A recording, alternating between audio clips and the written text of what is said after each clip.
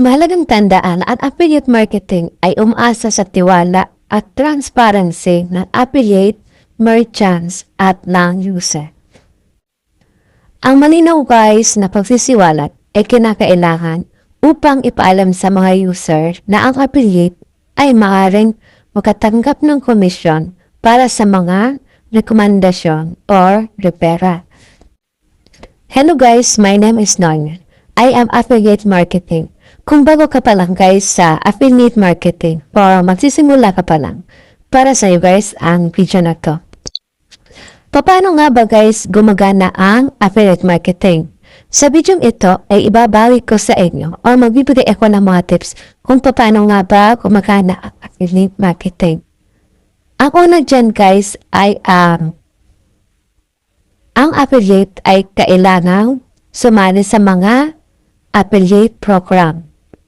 Kapag nakasali ka na guys o nakapili ka na ng mga affiliate program, ay kinakailangan ikaw ay mag-sign up.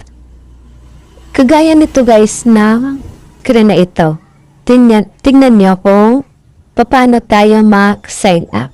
Isa lamang po itong sample kung paano po tayo mag-sign up. Kailangan natin yung email address natin o di kaya yung number ng ating cellphone. Siyempre, meron tayong password.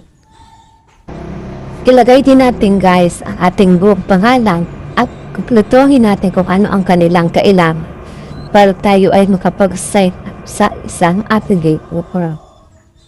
Bago tayo guys mag-sign up, kailangan mo nating basahin ang mga policy ng isang affiliate program para malaman natin kung ano ang tungkulin natin bilang isang affiliate.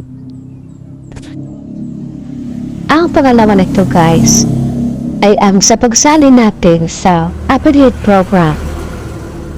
Ang kaakibat ay may itinalaga na isang natatanging link ng affiliate or isang particular na URL na may tracking code. Napakahalaga ito guys na link na ito dahil nakakatulong ito sa pagsubaybay sa mga referral at aktibidad ng affiliate. Ang pangatlo nito guys ay ang affiliate ay nagpo-promote ng mga product or service ng merchants sa pamamagitan ng iba't ibang channels sa marketing gaya ng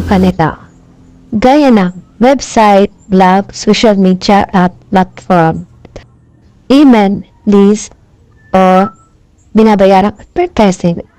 Isinasama nila ang kanilang natatanging link ng kaakibat sa kanilang lalabang promotion. Ang pang-apat nito guys ay ang pagsubaybay at ang mga pag-click at ang benta. Kapag nag-click ang isang user sa natatanging link ng affiliate, nakakadirect ito sa website ng merchant o isang particular na landing page. Naglalaman ang link ng tracking code na tumutukoy sa affiliate bilang pinagmulan ng referral. Kapag bumili ang user, magkakaroon ng commission ang affiliate. Ang sunod dito guys ay ang kumita ng komisyon. Ang affiliate guys ay kumikita ng pero batay sa iba't ibang modelo ng komisyon kagaya ng pay or sale, 1% ng presyo ng pagbebenta. At ang isa naman ay ang pay per click. Kumita ng pera para sa pagmamaneho ng trapiko kahit na walang ginagawang pagpili. At ang isa naman ay ang pay per lead. Makakakuha ng mga komisyon para sa pagbuo ng mga lead. Halimbawa mga pag-sign up at ang mga pagsubok. Yun lang guys. Kung nagustuhan niyo po ang video ito, pwede kayong mag-subscribe or i-hit niyo po ang notification bell para ma-notify ko po kayo sa bago ko pong video. Sa gusto pa pong matuto or gusto niyo pong kumuha ng course, ilalagay ko po yan sa description ang link para po makapagsimula po kayo, makapag-enroll po kayo ng inyong gustong course.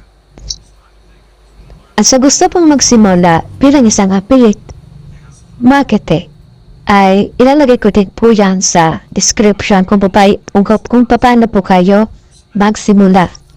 Thank you for watching. Bye bye, see you on next video.